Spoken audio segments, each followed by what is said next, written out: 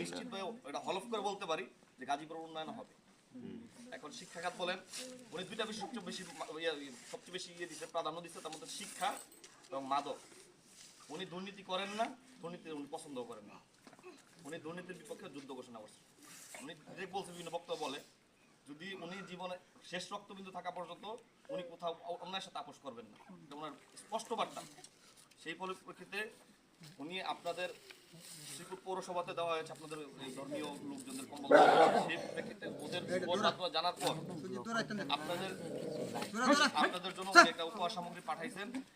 আমরা ওনার প্রতিনিধি হিসেবে আজকে এখানে আসছি আপনাদের কাছে ডাক্তার অধ্যাপক রফিকুল হাসান বাচ্চু সাহেবের জন্য দোয়া চাই।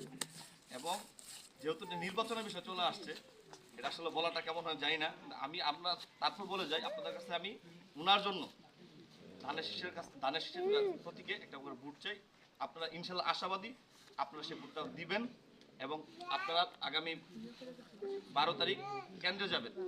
কেন্দ্রে যে আপনাদের ভোটের যে অধিকার যাকে ভালো লাগুক, আমি ধানের শীষ বললাম তাই বলে ধানের শীষ হবে এমন কিছু না, কিন্তু আমি আমার প্রার্থীর জন্য আমি আপনাদের সাথে দোয়া চাইলাম, এটা আমার বক্তব্য। আপনাদের বক্তব্য আপনাদের পছন্দের লোক থাকতেই পারে, আমি আপনারা বলবো না যে আপনি আপনার জোন নাই যে আমার প্রার্থী দিতে হবে। আমার প্রার্থী আমি এটা বলতে পারি এখানে দাঁড়ায়, আমার প্রার্থী সৎ, আমার প্রার্থী যোগ্য, আমার আপনাদের উন্নয়নের কাজ করে যাবে।